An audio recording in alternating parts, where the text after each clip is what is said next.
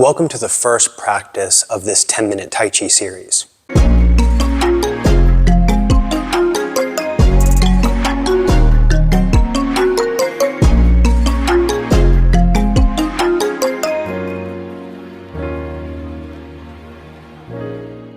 While I'm sure most of us would love to invest in longer practice sessions, sometimes life gets in the way and time is short. This series is based on the premise that some practice is better than none, and consistent practice, even short sessions of practice done each day, or maybe even a couple of times each day, will better serve your progress than maybe one or two longer practice sessions each week. This series will emphasize simple exercises that you can do in a small space, in a short period of time, yet still build fundamental principles and skills into your body. Let's begin. Stand with your feet shoulder-width apart and as near to parallel as you can comfortably, toes pointing forward, heels pointing back, so that the head of your thigh bones internally rotate naturally, making more space for your pelvis to sit down between the inner thigh space or quads. Gently extend up through the back of your neck and top of your head so that your chin gently moves downward and backward and your neck feels tall.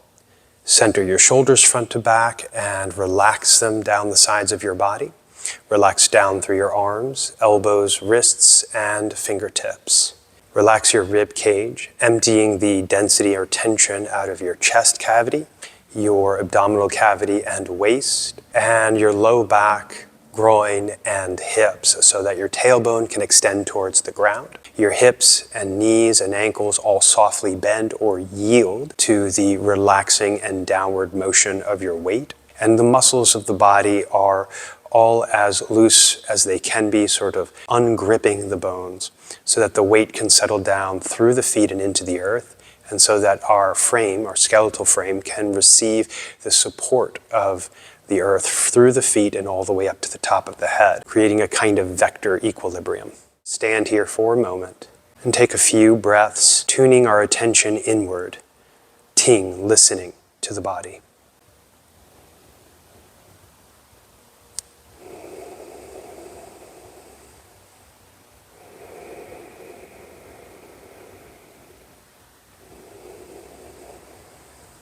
Relax your nasal passages, your sinus cavity, your mouth and throat. Relax inward and downward. All of the muscles involved in breathing release tension so that our breathing settles downward into the low abdominal space below the navel. As you inhale, breathe in through your nose. Exhale through your nose if you can. Tongue on the roof of the mouth behind the front teeth. We're going to begin the raise arms exercise, where we simply float the arms upward and forward, keeping the shoulders and elbows relaxed, raising the arms until the hands are about at the height of the shoulders, and then sinking back down, relaxing shoulders, elbows, chest, waist, hips, and then sinking through the feet into the earth. From the floor, feel the support of the earth rise up through the legs into the pelvic center and then rise up towards the top of the head and float the arms on the rising energy. Extend it out to the fingertips. Exhale and let the arms slowly sink down.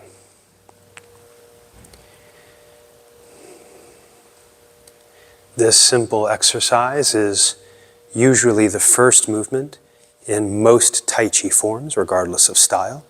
Some version of this will be done. But treating it as a solo exercise, as a single repeated movement, we can explore the floating or rising and sinking energy through the body, from head to foot and foot to head and out to hands again. And this way it can act as a sort of pipe cleaner, if you will, for the alignment and line of motion and force through the body. So we want to feel it sink straight down to the Yang Chuan points or bubbling wells in the bottom of the feet, and then raise up to the Huiyin point in the pelvic floor, and then onward towards the Baihui point at the top of the head and outward from the back of the shoulders to the fingertips.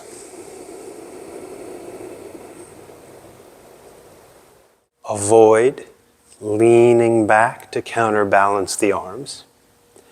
We want the head up, and then we want to sink straight down through the body and feet into the earth. So the line will go from Yongchuan in the bottom of the feet, just behind the balls of the feet, just in the soft arch. It will go through the Weizhong point in the back of the knee. It will go to the Huiyin point, all of which are on the same plane. It will rise straight up towards the Baihui point. And so the arms will float in this manner. Their weight will naturally rest through the body and find support in the ground. And then as you sink straight back down, the pelvis will drop a little bit towards the earth. And as you come back up, it's as if you're sliding along that lateral midline or frontal plane of motion.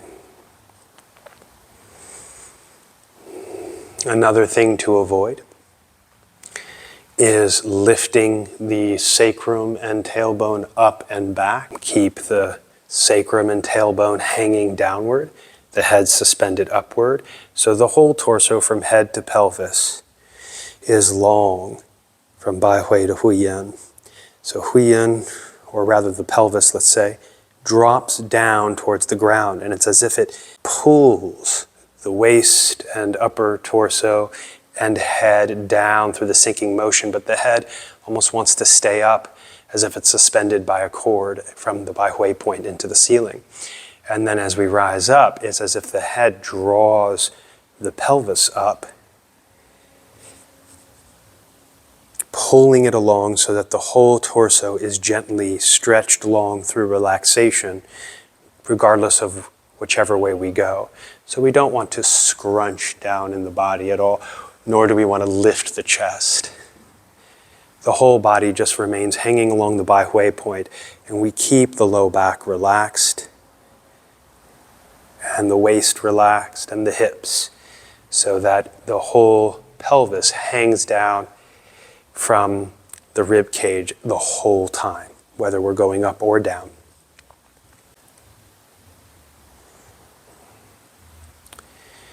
Another common mistake here is, particularly on the way down, people will bend too far into the knees but not open the hips.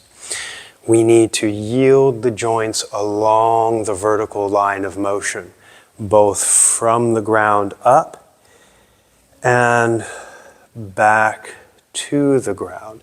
So we need to release Qi Chong in the kind of low abdominal inguinal region so that the qua will open. Hun Tiao in the back of the hips will sort of expand and broaden as the head of the thigh bones internally rotate and the sacrum and tailbone stretch downward as we sit. Very important that inner hip space does not lock. We're not bending into the knees, but rather we're just settling downward from shoulders to hips. And then we sort of bypass the knees, go right behind the knees, and then down into the Yongchuan point in the bottom of the feet. And there should be a sense of buoyant rising on the way up, and a sense of gentle sinking inside. The weight descends through the body into the ground. You relax that pressure upward and let the buoyancy rise up. You don't push it up from the ground. And then you simply sink down. So it's this sinking and floating feeling in the body, which will have some attendant movement in the body, right? Will be a little bit of rising and falling, but it isn't a sort of squatting motion, right? We're just yielding the joints up and down. Concluding our exercise, turn the palms out, breathe in and raise the hands up to the sides and slightly in front of you. Bring the fingertips towards each other in front of the midline of the body, just roughly at the top of the head.